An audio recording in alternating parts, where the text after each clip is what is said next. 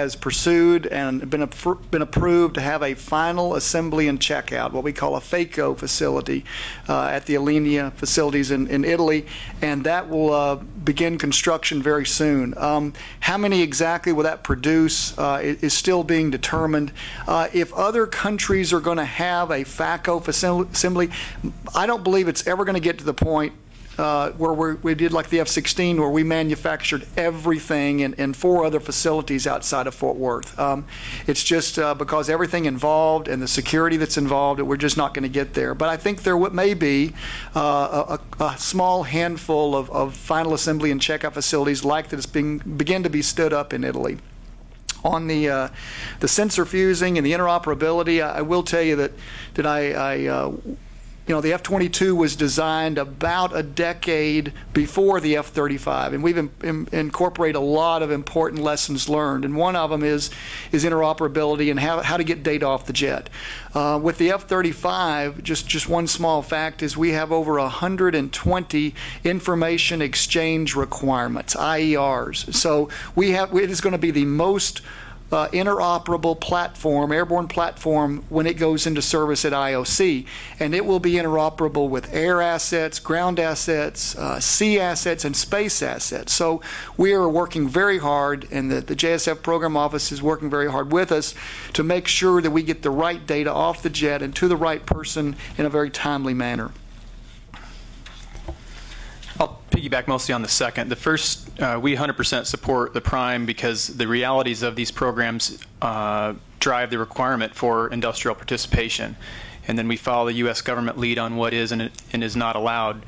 With a lot of Northrop Grumman's pieces and parts that go into this, to the extent that we can with U.S. government approval, we work with international participants on a best athlete kind of a concept. If you can produce it, if it's permissible, better, more cheap, you know, more reliably, more cheap, and so forth, then you're considered.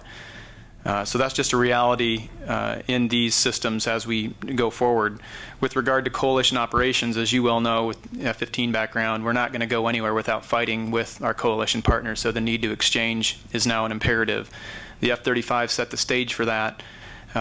We're also working on, Northrop Grumman is working on an AESA radar that's a drop-in for an F-16 to be compliant with U.S. government expectations for international partnerships.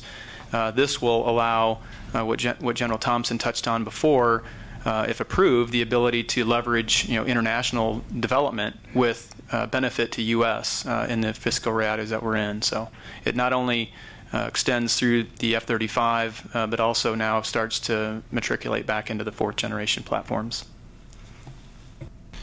Yeah, if I could, let me piggyback on a comment that Chris made here that you all might not have insight on.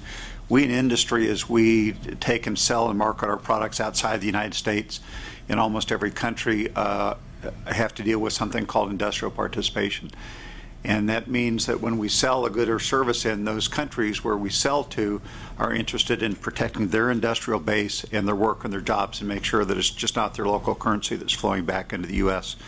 So we are under obligations to meet those industrial participation requirements as part of our proposal process.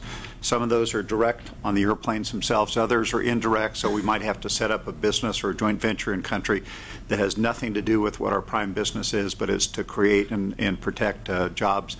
And every country does that differently. So it is a challenge that all of us in industry have outside the United States.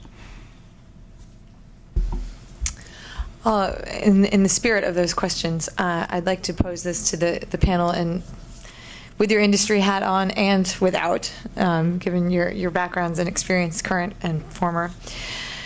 The fiscal year 2010 President's budget request for defense would essentially eliminate a fighter production line in about 3 years, being Boeing in particular. Of course, the F-22 line would shut down in Marietta. The nation's always had 2 or 3 active fighter lines open at any one time, always. This would be, frankly, unprecedented. And if you've worked these issues, as we all have for many years, the defense industrial base brain drain, so to speak, particularly designers and engineers. When there's no follow-on work, there's definitely no new starts in the 2010 budget, and there's not going to be in 2011. When there's no follow-on work, you permanently lose that capability.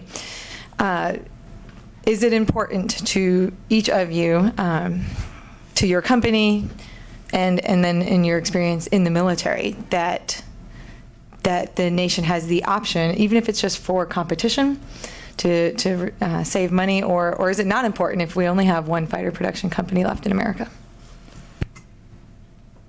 I'll start first because, first of all, the Boeing company is a very proud partner in the F-22. We make a third of it. And so we consider ourselves in that part of the fighter business in addition to our F-18s and F-15s. But for every airplane that's made in industry, when you have a production line and you're facing a closure, it's not just us as the prime contractors who are faced with closing a factory and letting those employees go or doing other things. But there's a huge cascading effect down for all of our suppliers around the United States, for the engine manufacturers, so it all flows down. And there are some cases where, as an example, for both fighters and in the case of C-17, there were some discussions about maybe we just pickle the facilities and we bring them back in another couple of years.